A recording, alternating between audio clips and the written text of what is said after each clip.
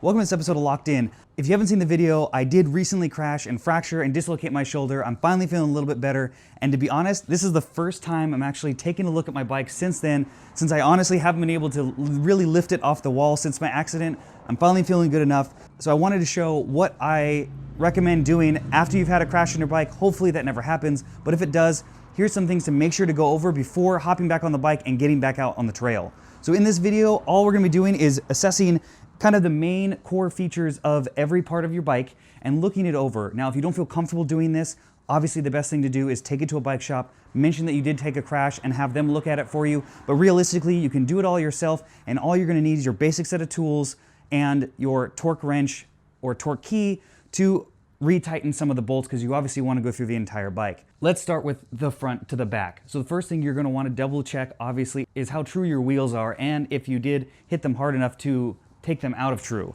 And as you can see here, this is obviously like spinning totally true, and I'm surprised this happened because I did hit the front end and take a tumble. Obviously my shoulder took most of the impact, but I'm actually surprised at how well this wheel held up. And I will be having a review for these. These are the Scribe Carbon Wide Pluses, so make sure to hit notifications to see that review later down the line. So typically it's gonna loosen your headset in the front end when you have a crash, so you definitely wanna make sure to loosen it and then retighten it down. So what you're gonna wanna do first is obviously loosen the bolts on the side of your stem, if they aren't already loose already. To be honest, the only thing I did do to this was when I had to mount it on the wall for mounting my bike, I did have to have a friend move my stem back straight because these bars are actually sideways. The stem did shift during the impact, so that has been touched.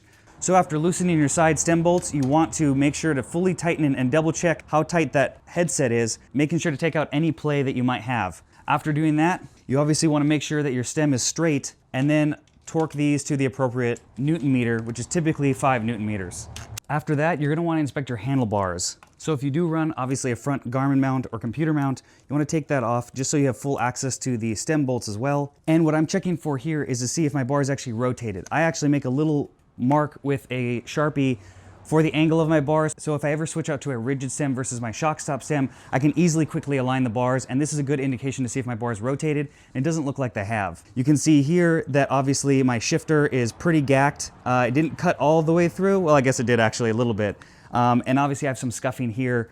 This is something that I may do a video on how to restore your shifters, because these have had some definite abuse over the years. I've owned this component set for quite a while. It's lived on my giant TCX before it got on my Cobalt Warhawk. So I may be doing a video. Comment below if you guys want to see that. But this is definitely something that you don't technically need to replace the shifter because it isn't ripped, but it is definitely damaged, and I will look for a new set soon. After that, I do have carbon bars on here, and even if these were aluminum, it is definitely recommended to remove the handlebar tape to inspect the quality of the bar itself. So obviously, depending on the damage of your tape, you may be able to salvage this or rewrap it slightly so you don't see any of the scuff marks.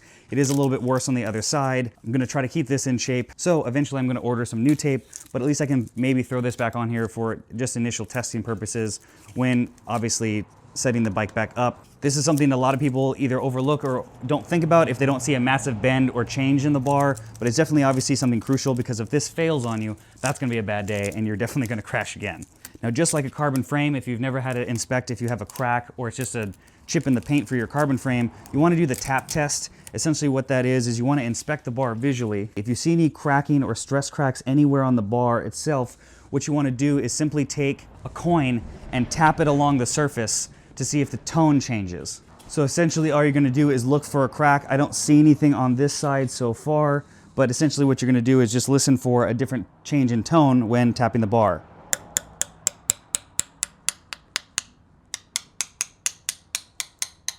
So as you can hear there, the tone is completely the same no matter where I'm tapping at. Obviously there's no visual crack that I can see here, so I wouldn't expect that. But this is gonna be the same kind of thing you're gonna do if you're worried about something wrong with your carbon frame or any carbon parts, to be honest. It is very low tech, but it is the easiest way to just kind of quickly confirm if it is cracked either slightly or fully. Now this is the damaged side that definitely took more of the brunt. I even lost my bar plug on this side. So this is something I'm definitely more concerned about. If it is gonna be cracked, it's gonna be on this side. And this is a great time to, again, look at everything on the bike. Look at your brake pads, look at how worn or clean your chain is and cassette, to basically just take a once over. If you don't work on your bike a lot or you don't maintain it well or lube the chain often or things like that, you do tend to miss and forget about things that maybe you do need to change. And this is the time to do it. If you're obviously healing from an injury or a crash like I am, this is the time to order up whatever parts that you do need to replace or to obviously maintain your bike.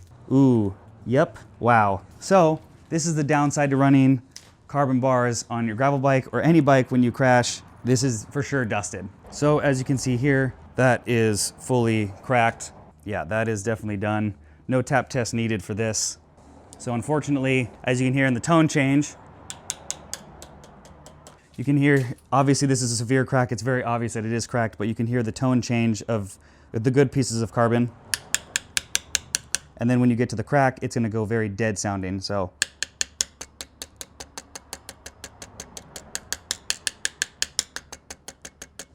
So that would be, obviously if this was painted and you couldn't see the raw carbon or see any flex in it, that's the kind of sound change you're gonna see. So unfortunately, these Ride Far bars, while light and they were great for me in the time being, are gonna have to be retired, maybe repurposed. If these were super long, you could technically cut these off. I'm not a big fan of doing that, and that would make the drop really short on these bars, so I wouldn't do that. But if you did have a longer section and you feel comfortable doing that with obviously a carbon blade, you could cut these to obviously continue using them. So obviously now that we know that the carbon bars are cracked, again, this is all new to me. I haven't inspected this. This was definitely, like I said, the first time I've seen this. You would want to go through, if your bars were in good shape, and obviously double check the torque value on your clamping surface, making sure that it's still set to whatever the recommended Newton meters are for your stem and bars. After that, you're going to want to obviously go towards the back of the bike. You're going to want to double check all your bolts for your bottle cages.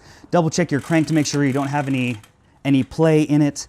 Or obviously look for any big gouges that you're going to see potentially in the pedals or anything else to obviously give indication that that part of the bike did hit the ground. Typically the middle of the bike, your hips, your knees, and everything else are kind of blocking it. So it's less likely to happen, but you always want to double check that. So obviously after double checking your crank, you want to again check all your bolts on your frame. So obviously making sure the torque is correct for your seat binder bolt, making sure that didn't loosen. Obviously check your seat to see if it has shifted. I did end up scuffing the edge of this, unfortunately, my S-Works super expensive carbon saddle, but it's still in good shape. It didn't rip fully through the material on the top, which is great, which means it's not gonna tear up on me. And obviously this section of the saddle, you're not really sitting on to wear more, so I hope that this does still last quite a bit, but this is definitely a casualty of crashing is your saddle itself. Going towards the back of the bike, obviously checking the trueness of your rear wheel as well.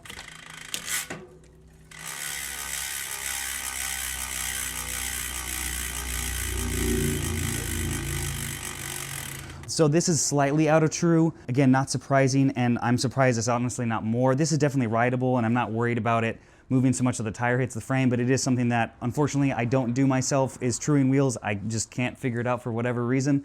So that is something I'm gonna have to take to a shop to do for me. Then, obviously, lastly, check your brakes, your brake pads, and make sure that you're not hearing any rubbing from the rotors, as well as obviously going through your rear shifting. Typically, if you do hit, depending on what side you hit on the bike, you're gonna hit your rear derailleur and possibly slightly bend it. So if your shifting is obviously not super smooth or not as crisp as it was before the crash, that is something you're gonna wanna have to take to a shop if you don't own the derailleur hanger tool, and obviously have them realign it and then redo the shifting yourself, or obviously have them do it for you.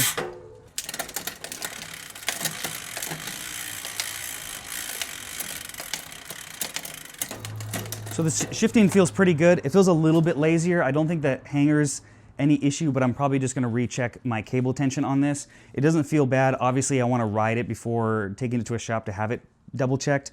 This derailleur already has some scuffs on it, and I've kind of known what they look like before this, so I know that it doesn't look like there's anything new or fresh from the accident, so I'm hoping it's good, but obviously if I go out and ride when I feel comfortable, that is something I'm gonna have to obviously take it to a shop for as well, to have that double checked for me.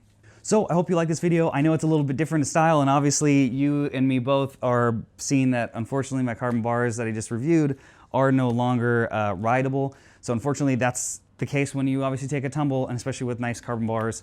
So I hope you like this. Make sure to turn notifications on so you can see all the weekly content that I put out on this channel, as well as you can follow me on Facebook and Instagram, and you can support the channel via my Spreadshirt with my cool Slow But Look Pro merch, as well as I do have a Pateron to help support that, where I do offer bike consultations at the top 2 tier levels to help support this channel and future reviews of products and everything else that I do produce. And lastly, thanks for watching another episode of Locked In. Let's get locked in.